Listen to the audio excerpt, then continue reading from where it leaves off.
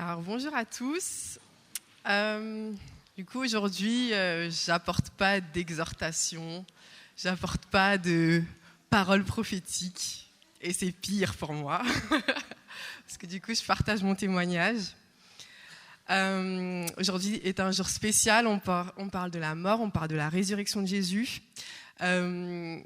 et je trouve qu'en tant que chrétien, des fois on est assez familier avec la Pâque, avec tout ce que Jésus a fait pour nous, avec qui il est pour nous. Mais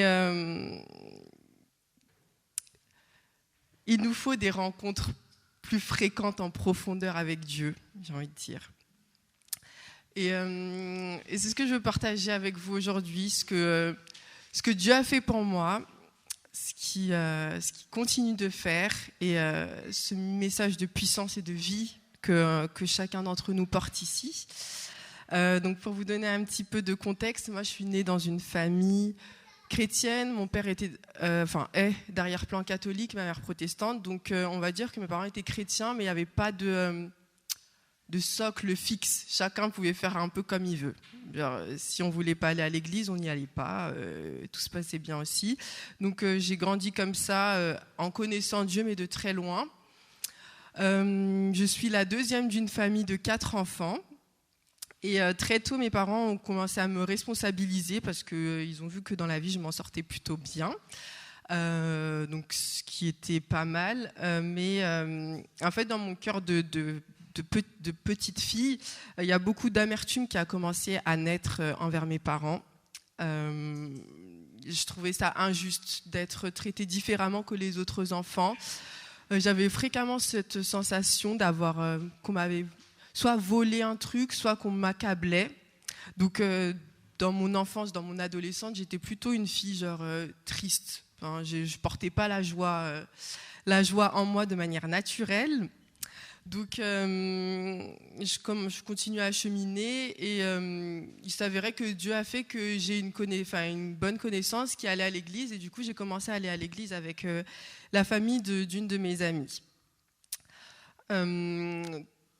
J'étais plutôt jeune, donc je considérais Dieu, mais j'aimais bien aussi ma vie. J'avais quand même des bonnes valeurs morales, mais j'avais pas cette rencontre avec Dieu, et j'étais pas forcément engagée avec lui, même si je pense que Dieu avait déjà commencé à faire quelque chose en moi, à déposer des graines qui porteront des fruits plus tard. Donc la vie a continué, et je suis arrivée au lycée où là, pendant un cours, il y a un des profs qui avait commencé à blasphémer, et du coup, je ne sais pas pourquoi, ce jour-là, j'étais saisie d'une colère. Je me suis dit, mais comment vous pouvez dire ça, monsieur? Vous connaissez même pas Jésus, comment ça se fait que vous parlez comme ça? Et en fait, je voulais argumenter, mais je manquais d'arguments. Donc, je me suis retrouvée un peu bête. Je rentre à la maison, je me suis dit, mais c'est bizarre de dire que tu es chrétienne, d'être révoltée quand on parle mal de Jésus, mais tu ne le connais pas, en fait. Et donc, j'ai commencé à ouvrir ma Bible. Je crois que j'avais 17 ans. Donc, j'ai commencé à ouvrir ma Bible, et là, c'était la première fois que je lisais la Bible, mais avec une autre vision. Là, je pourrais dire que c'était le Saint-Esprit. Parce qu'on peut lire la Bible, et Dieu créa le ciel et la terre, etc., etc. Mais on peut lire la Bible avec un autre esprit, et là, il se passe autre chose. Et là, c'est ce qui commençait à se passer. Donc, j'ai commencé à faire ça, et là, pendant, je sais pas, peut-être 6 mois, j'étais vraiment accro à ma Bible. Je lisais tout le temps. En fait, pour moi, c'était une révélation que le grand Dieu de l'univers, il pouvait s'intéresser à nous, et bien plus, on pouvait avoir une relation avec lui de proximité, comme un ami. Il n'y avait pas besoin d'être parfait, il était là. Quand je voulais lui parler, il fallait juste que je dispose mon cœur. Et donc il s'est passé quelques mois où je suis tombée in love de Jésus au travers de la parole, au travers de ce que je découvrais. Pour moi, c'était vraiment extraordinaire de lire la Bible avec, comme si c'était Dieu qui me lisait, qui m'expliquait. Alors, c'était vraiment incroyable. Mais bon, le temps a passé, la routine a commencé à s'installer, on va dire, et on va dire que Dieu regarde nos cœurs. Donc, quand mon cœur, je vous disais qu'il y avait beaucoup d'amertume, il y avait beaucoup de tristesse. Donc, à un moment, Dieu fait grâce, mais au bout d'un moment, il y a un truc à faire. Je ne sais pas comment vous expliquer, mais il y a quelque chose à couper pour que la grâce de Dieu, pour qu'on puisse aller plus loin. Donc, il avait permis cette période-là de grâce où j'avais pu le connaître. Mais après, il m'a montré, tu vois, il y a des choses dans ton cœur qui sont en cohabitation avec ma présence. Et donc, j'étais vraiment chrétienne, je me suis fait baptiser, j'étais engagée.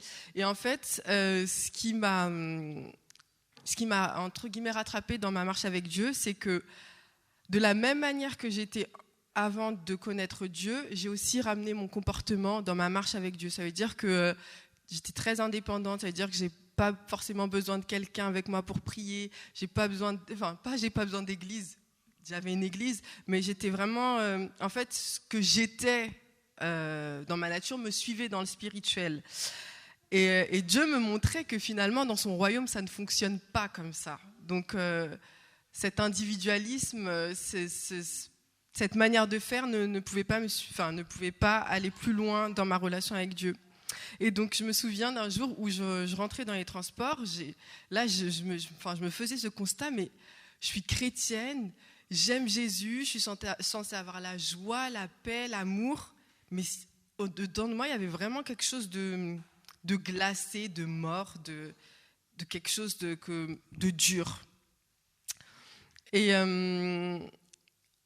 à un moment, j'en pouvais plus. Je ne sais pas si vous avez déjà eu cette sensation. En fait, vous avez l'impression que dans la vie, vous portez plein de masques. Vous avez l'impression que vous n'êtes jamais vous-même. Vous avez l'impression que on te demande qui es-tu, tu ne sais pas quoi répondre parce que tu n'as pas eu cette révélation de l'identité de qui tu étais. Et Dieu m'a amené dans des domaines où en fait, j'ai dû dépendre de lui. Il faut savoir que j'ai pas eu j'ai une bonne relation avec mon père, mais niveau affectif, c'était pas trop ça. Donc du coup, j'étais vraiment très endurcie. J'étais vraiment, je sais pas comment expliquer, mais la douceur de Christ, c'était pas trop avec moi. Et en fait, Dieu m'a amené exactement dans les domaines où j'étais pas à l'aise. Donc mon premier travail, j'étais commerciale et j'étais qu'avec une société où il y avait des hommes. Et c'est là où j'ai pu vraiment commencer à travailler ma relation avec Dieu, parce que c'était un domaine où j'avais plus pied, où en fait toute ma colère envers les hommes, elle se réveillait, où vraiment en fait Dieu il faisait sortir le venin au travers de cette expérience professionnelle. Et c'est vraiment là où j'ai commencé à comprendre que dans mon cœur il y avait des liens d'amertume, il y avait du non-pardon, il y avait toutes choses qui étaient mortes et gisantes à l'intérieur et que Dieu devait traiter. Donc Dieu a commencé à me révéler que en fait mon perfectionniste, que tout le monde me complimentait pour ces choses-là, finalement, il venait pas de Dieu. Dieu aime la perfection, mais c'est lui qui amène la perfection. C'est pas pour plaire à Dieu qu'on doit faire des choses. On fait parce qu'on sait qu'on est aimé. En fait, et là, tout est la différence. On reconnaît un enfant de Dieu quand on voit à sa manière d'être qu'il est assez à l'aise qu'il fasse des choses ou pas. On a l'habitude de se présenter dans notre société, bonjour, comment tu t'appelles, et directement qu'est-ce que tu fais. Et quand on est au chômage, parce que du coup je suis passée un peu par là, t'es perdu parce que t'as pas de statut, t'as l'impression que ton identité elle repose sur ce que tu as commencé à construire. Et là en fait Dieu était en train de me montrer que tout ce que j'avais construit à ses yeux n'avait aucune valeur, même si on travaille tous, etc. Mais à quel point on peut mettre son identité dans ce qu'on fait au lieu de mettre son identité dans ce qu'on est et surtout sur ce que Dieu dit que je suis. Donc j'avais compris qu'en fait je ne savais pas qui je suis. Je ne savais pas du tout qui j'étais. J'avais 22 ans et Dieu commençait à retaper mon identité, mais du début. Ça veut dire que c'était vraiment une situation malaisante. On pouvait juste me demander bonjour, comment vous vous appelez. J'étais pas bien, je tremblais, je savais vraiment plus qui j'étais. C'était comme si Dieu avait pris un scalpel et avait commencé à rentrer en profondeur. Et après, en fait, c'est quelque chose qui s'est passé naturellement, spirituellement. Je ne sais pas comment expliquer, mais j'ai eu un temps de prière avec ma responsable de jeunes. Elle a commencé à prier sur l'identité. Et je crois que ce jour-là, c'est comme si spirituellement, ça m'avait ouvert un chemin vers la recherche de mon identité, de ma vie avec Dieu. Elle avait déclaré cette parole où Abraham disait Lech Lecha. Dieu disait à Abraham Lech Lecha, et ça voulait dire va vers toi-même. c'est vraiment ce moment où elle a prophétisé ça sur moi, que dans ma vie, il y a plein de choses qui ont commencé à s'ouvrir en fait. Dieu m'a amené dans un chemin de guérison où, je sais pas, j'étais dans ma chambre et j'ai été amenée à mettre les noms de toutes les personnes avec lesquelles j'avais une rancœur ou quelque chose, et j'ai pu prier pour ces personnes, déclarer qu'en fait je voulais plus garder cette amertume, et petit à petit c'est comme si la paix était venue. Et ensuite j'ai fait un camp de jeunes en 2021 qui s'appelle Réveiller les héros, et là j'ai pu rencontrer Jésus, on va dire en personne. Alors, je ne l'ai pas vu physiquement, mais ça a été là ma rencontre avec Jésus. Et là, j'ai compris qu'en fait, j'avais beau faire tout ce que je voulais, j'avais rien à faire, j'étais aimée. Et ça, chez quelqu'un qui est indépendant, c'est insupportable. Littéralement. Je peux rien faire et je suis aimée. Genre, cette révélation, elle a bouleversé ma vie.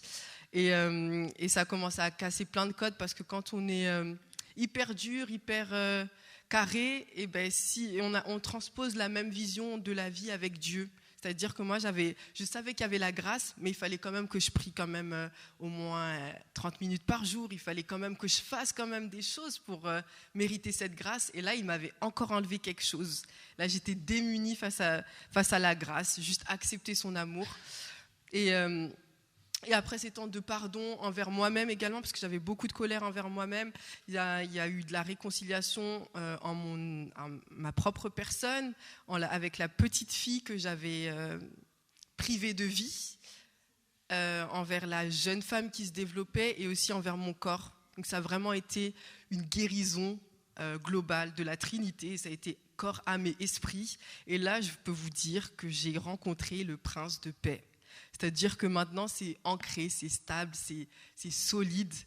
Personne ne peut me faire douter de qui je suis. Et donc, la vie continuait tranquillement, et j'étais vraiment épanouie dans ma relation avec Dieu. Donc, j'avais fait la rencontre du Saint-Esprit de Jésus. Et vendredi dernier, à la fin de la semaine de Pierre Kranga, où on a travaillé sur l'amour du Père, je peux officiellement dire que j'ai rencontré le Père.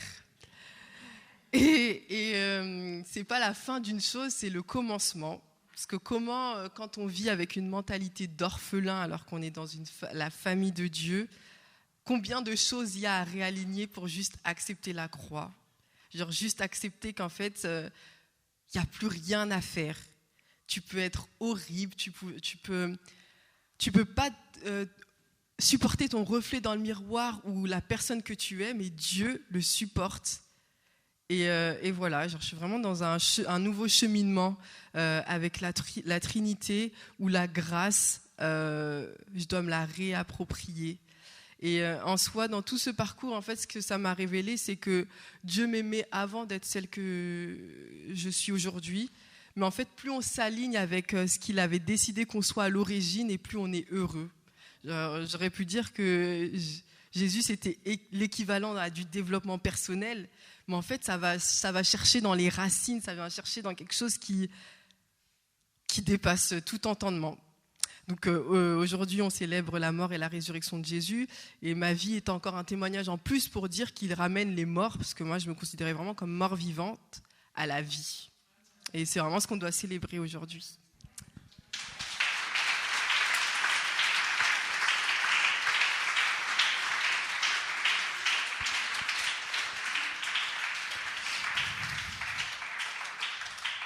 Merci Tiffany. Alors j'ai entendu dire que vous avez commencé le culte en disant « Il est ressuscité ». Il est vraiment ressuscité. C'est la bonne nouvelle qu'on fête dans ce week-end de Pâques. Nous célébrons Dieu pour cela. Alors vous connaissez les paroles d'un célèbre hymne qui dit « Le jour de gloire est arrivé ». Il est vraiment arrivé. Jésus est vivant. Il est présent parmi nous par son esprit. Et Jésus dit, la parole de Dieu nous dit que Jésus est la résurrection et qu'il est la vie. Nous avons lu cette semaine, dans la célébration œcuménique, la passion du Christ, de son arrestation, un peu avant son arrestation jusqu'à sa mort. Nous avons lu tout à l'heure le récit de la résurrection, quand les femmes découvrent que le tombeau est vide. Et tout cela, c'est ça la fête de Pâques. On est pris entre deux émotions quand on est à Pâques. On est pris entre l'horreur et le drame et l'injustice de la mort de Jésus pour, 3 jours après, se réjouir de la plus grande des joies possibles, qui est la résurrection. Donc on voit au travers de ce cheminement de cette semaine dite sainte, un Jésus trahi, humilié, livré aux injures et à la mort, parce que c'est aussi ça la croix. Nous faisons face aux pires sentiments humains de violence, de vengeance, de la part des religieux comme de la part de la foule qui était là. Mais la croix de Jésus, c'est aussi pour nous un sujet de salut. Et c'est pour cela que c'est un sujet de joie. C'est un sujet de salut, c'est aussi un sujet de jugement. À cause du péché répandu dans le monde, le Christ est venu. Il avait conscience de sa mission, qui était de porter le châtiment du péché, qui est la mort, afin que nous ayons la vie, que nous ayons une vie nouvelle, que nous naissions de nouveau par le Saint-Esprit. Alors c'est aussi ça, Pâques, et c'est pour ça que c'est une bonne nouvelle, c'est que Dieu change le mal en bien. L'œuvre du diable le trompe. Jésus, en allant jusqu'au bout de sa mission, la plus difficile qui n'ait jamais existé, a défait le pouvoir des ténèbres qui nous tenaillaient et qui nous privaient de liberté, qui nous privaient de la communion avec Dieu. Ça en est fini. Jésus est venu tout accomplir. Et la parole nous dit qu'il n'est pas venu pour juger le monde, mais pour le sauver, en prenant sur lui ce jugement. Donc la loi spirituelle, la loi de Dieu a supplanté tout le reste. Sa mort a devancé sa résurrection d'entre les morts. Donc ce qui nous éloignait de Dieu n'est plus. Et nous ne sommes plus sous la condamnation, mais nous en avons un accès libre à la présence de Dieu. Donc ce que nous prêchons là, ce n'est pas juste pour ceux qui aiment se faire du bien, c'est la réponse et la solution aux besoins de ce monde. Jésus est l'agneau de Dieu qui ôte les péchés du monde. Nous avons lu cette semaine dans Luc 22, au moment de cette lecture de la Passion, que Jésus voulait manger la Pâque avec les disciples, et il dit « Je la mange avec vous jusqu'à ce qu'elle soit accomplie dans le royaume des cieux ». C'est-à-dire qu'au moment où il partage la Pâque avec ses disciples, elle n'est pas encore accomplie. La Pâque, c'est-à-dire la vraie délivrance, le vrai salut. Christ va introduire une nouvelle Pâque. Parce que oui, c'était au moment de la Pâque que Jésus est mort. Pourquoi la Pâque ? Parce que les Juifs fêtaient à ce moment-là la sortie d'Israël du pays d'Égypte. Et c'est une fête marquante aussi dans le monde juif. Mais là, il vient introduire une nouvelle Pâque par son corps et par son sang, au travers du pain et du vin. C'est ce qu'il échange avec ses disciples lors de ce dernier repas. Le royaume de Dieu s'est approché. Le royaume de Dieu va surgir dans l'histoire de l'humanité. Jésus va accomplir définitivement la Pâque. Ça va s'élargir. Ce n'est pas juste une histoire qui s'est passée il y a X siècles, mais la Pâque ne devient plus un événement. La Pâque devient une personne. C'est Jésus qui s'est incarné. C'est Dieu lui-même.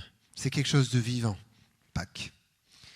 Et tous ceux qui se confient en lui goûtent à cette réalité.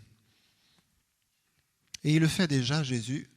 Il n'a pas tardé pour sauver. C'est-à-dire qu'au moment de la croix, il est entouré de 2 brigands qui sont aussi crucifiés avec lui, et un qui l'insulte, et l'autre qui dit, qui reconnaît et qui demande à Jésus d'être avec lui dans le paradis ce jour même.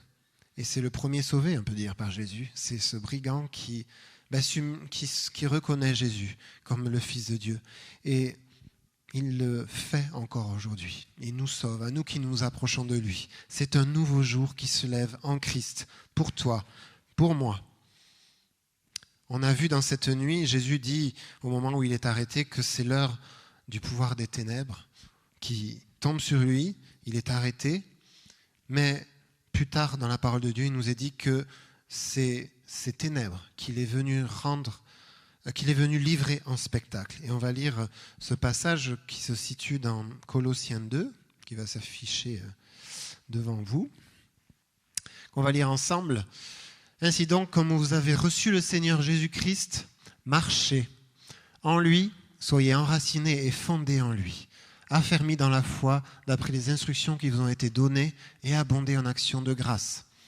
Prenez garde que personne ne fasse de vous sa proie par la philosophie, par une vaine tromperie, s'appuyant sur la tradition des hommes, sur les principes élémentaires du monde et non sur Christ. Car en lui habite corporellement toute la plénitude de la divinité. Vous avez tout pleinement en lui. Amen. Qui est le chef de toute domination et de toute autorité. Et puis on continue, verset 12. Enseveli avec lui par le baptême, vous êtes aussi ressuscités en lui et avec lui par la foi en la puissance de Dieu qui l'a ressuscité des morts. Vous qui étiez morts par vos offenses et par l'incirconcision de votre chair, il vous a rendu à la vie avec lui en vous faisant grâce pour toutes nos offenses. En nous faisant grâce. Il a effacé l'acte dont les ordonnances nous condamnaient et qui subsistait contre nous, et il a détruit en le clouant à la croix. Il a dépouillé les dominations et les autorités, on parle d'autorités spirituelles, et les a livrées publiquement en spectacle, en triomphant d'elles par la croix. Amen. Donc ce qui se passe à la croix, ce n'est pas au moment où les disciples sont là, je pense dans une grande perplexité et sidération de voir ce qui se passe sous leurs yeux, Jésus, leur sauveur, le Messie qui meurt à la croix. Ce qui se passe à la croix dépasse ce qui est compris à ce moment-là. C'est livrer toute domination spirituelle, le monde des ténèbres en spectacle, parce que Jésus triomphe de cela. Jésus est le chemin, la vérité et la vie. Alors, vous comme moi, vous êtes des hommes ou des femmes. On est homme ou femme, mais l'homme, dans le sens global du terme, il est très prompt, l'homme, à remplacer Dieu par autre chose. Ou, dès le péché originel, à vouloir être son propre Dieu lui-même. Et ça, c'est aussi ce que la parole de Dieu vient dénoncer dans notre attitude intérieure. Le verset 8 nous dit de ne pas se laisser tromper par des choses vaines, que ce soit la philosophie, ça peut être l'argent, c'est tout ce qui peut nous détourner de Dieu finalement, se faire une fausse image de Dieu. Ça peut être notre culture qui est un frein dans notre relation avec Dieu. Mais je m'étonne quand même de plus en plus de voir que tout en ne se réclamant pas des choses spirituelles, l'homme se tourne de plus en plus vers toutes sortes de pratiques qu'on appelle occultes, que ce soit la magie, la voyance, le spiritisme, le magnétisme, les pratiques orientales ou asiatiques diverses. On est très cartésien, mais par contre, ça ne nous dérange pas de nous tourner si on peut avoir une petite béquille ici ou là dans un truc qui est surnaturel aussi, parce que c'est ça le monde spirituel, il existe des bonnes choses et des très mauvaises choses dans le monde spirituel. Mais je veux simplement nous dire, interrogeons-nous sur la provenance spirituelle des choses. Posons-nous la question, d'où est-ce que ça vient ? Est-ce que ça fait du bien ou est-ce que ça fait plutôt du mal ? Le monde spirituel existe, oui. Nous sommes en train d'annoncer la délivrance, la guérison et le salut en Jésus. C'est spirituel, mais ça vient dans notre vie quotidienne. Et c'est pareil pour toutes ces pratiques dont je viens de parler. On pourrait faire une grande liste et tout un tas de choses que je ne connais pas. C'est des choses spirituelles, mais qui ont une conséquence qui peut être grave dans notre vie personnelle et tout à fait concrète. En tant que pasteur, nous accompagnons tout le monde et nous sommes heureux d'accompagner chacun dans sa démarche envers Dieu, mais nous voyons aussi, malheureusement, les conséquences graves de ces pratiques spirituelles sur la vie des gens. Mais la bonne nouvelle, c'est que Jésus délivre. Et c'est pour ça que nous sommes là aussi et que l'Église est là pour continuer l'œuvre de guérison et de délivrance de Jésus-Christ. Donc nous accueillons, mais quand on lit ces passages et quand on est là devant la croix, il n'y aurait pas besoin de parler plus que ça en disant mais tout est là, tout est là, tout est là, tout est à la croix de Jésus. puisqu'elle est suffisante, elle est puissante, parce que Jésus a triomphé de tout ce qui nous détruit à la croix. Alors Dieu t'accueille dans sa grâce, c'est ça la bonne nouvelle, et Tiffany nous en a parlé de sa grâce. Alors j'ai envie d'encourager chacun à vous dire, cessez de tourner en rond ou de tourner autour du pot. Il est vivant, ses bras d'amour sont ouverts, ne passez pas à côté. Il y a en lui une œuvre de transformation profonde. Je disais récemment dans un message qui s'appelle « Es-tu un ego ?» Vous pourrez lire, écouter pourquoi je disais ça, que c'est justement ça qui peut faire peur, parce que Dieu transforme, vraiment. Et parfois, l'orgueil de l'homme, qui veut être son propre Dieu et tout contrôler et s'endurcir, être transformé par Dieu, ça vient finalement à remettre en question l'indépendance, et puis finalement on se coupe de notre Créateur, de notre Sauveur. On se cherche toutes sortes d'excuses. On refuse d'entendre la vérité, pourtant libératrice. Mais en toute chose, ce qui compte, c'est la disposition de votre cœur. Est-ce que tu es prêt à aller plus loin avec Dieu pour vivre cette réalité ? Beaucoup fuient parce qu'ils pensent être suffisants avec eux-mêmes, en eux-mêmes, et ils préfèrent rester tels qu'ils sont. Ça va pas bien, mais autant ne rien toucher. C'est un mensonge de l'ennemi. Nous sommes créatures de Dieu et notre Père est le seul nous apportant ce qui est suffisant. Alors oui, il vaut mieux continuer avec lui plutôt que de rester tel un nigo et de croire ce que nous dit sa parole. Pourquoi s'éloigner de la plus grande source d'amour qui soit, vous me direz ? Est-ce que ça a du sens ? Parfois, c'est la fierté, comme je disais, d'indépendance, mais une fierté qui ne mène à rien n'en est pas une au final. À quoi bon s'éloigner de Dieu ? C'est comme monter sur le Titanic tout en sachant qu'il va couler. C'est aller dans le mur, parce que ça ne nous aura pas échappé. Ne vivons-nous pas dans un monde marqué par le désespoir ? Nous voyons chaque jour les conséquences de ce que l'homme s'est détourné de Dieu pour suivre ses propres voies. Dans les relations, dans la gestion de la planète, dans les mœurs, dans la violence, l'individualisme, c'est comme s'il n'y avait plus de limite à rien. On peut chercher longtemps si on ne se tourne pas vers Dieu. C'est lui, notre Sauveur. Jésus donne la vraie liberté. Tu parlais d'amertume, Tiffany. Je parlais justement cette semaine avec une personne qui me disait combien elle était reconnaissante envers Dieu de l'avoir délivrée de l'amertume et du non-pardon.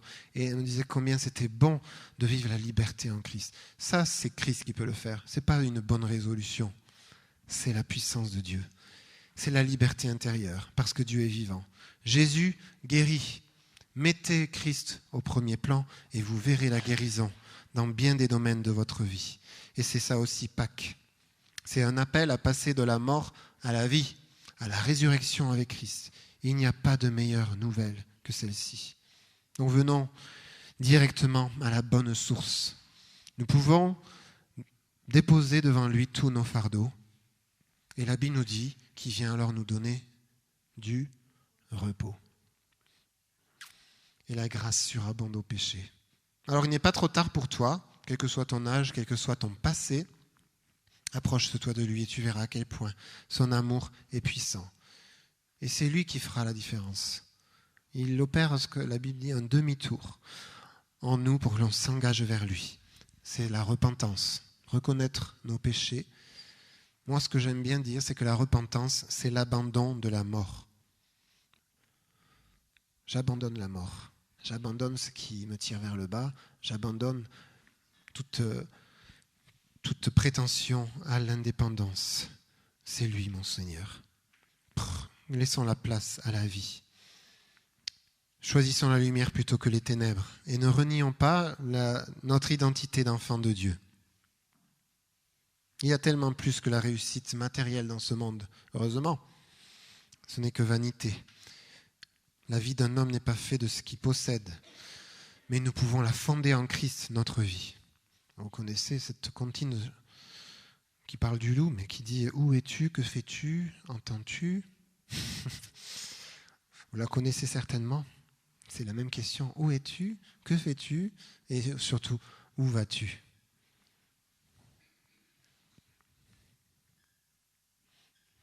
Nous ne nous refermons pas comme une huître. Il y a une telle liberté intérieure à vivre.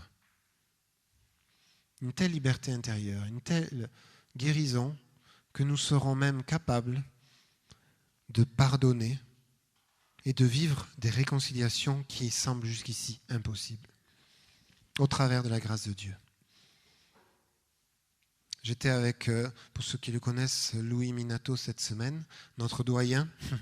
Il me disait encore, mais c'est simple pourtant, il suffit de s'approcher de Dieu. Je me dis, ben oui Louis, bien sûr que c'est simple. C'est tellement simple. Il suffit de s'approcher de Dieu. Alors je m'en fais l'écho. Oui, Pâques, c'est la renaissance, à l'image de ce printemps.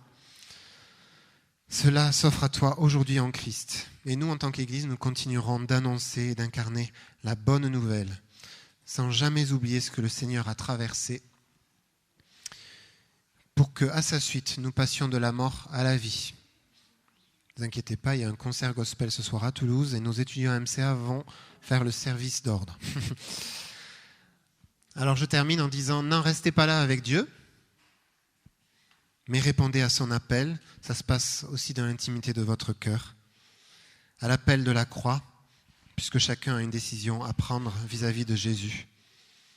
J'ai cité ce verset dans cette soirée œcuménique d'Ésaïe 9. « Les ténèbres ne régneront pas toujours sur la terre où il y a maintenant des angoisses. » Les ténèbres ne régneront pas toujours dans ce monde. Les ténèbres ne régneront pas toujours dans ta vie. Viens à Christ qui est ressuscité. Aujourd'hui, il peut aussi donner à ta vie son sens plein. Amen. On va juste prendre quelques instants pour nous imprégner de ce que je viens de partager, puisque, comme je disais, c'est simple, approchons-nous de Jésus, donner l'occasion à chacun de pouvoir le faire. Alors parfois on ferme les yeux, non pas par religiosité, mais parce qu'on se concentre simplement sur ce qui se passe dans notre vie intérieure et dans notre communion avec Dieu. Priez que le Saint-Esprit se révèle à chacun de nous. Il y a ce chant qui parle de la croix, que par la croix je suis libre, et qui dure juste 3 minutes, normalement, qui va être diffusé maintenant. Tournez-vous simplement vers le Seigneur dans la prière. La prière, c'est s'adresser à Dieu par nos propres mots. C'est par la croix que je suis libre, et c'est par ta mort que j'ai la vie. Jésus, à jamais je veux chanter les merveilles de ta grâce. C'est par la croix que je suis libre, et c'est par ta mort que j'ai la vie. Jésus, à jamais je veux chanter les merveilles de ta grâce. Oui, c'est par la croix que je suis libre, et c'est par ta mort que j'ai la vie.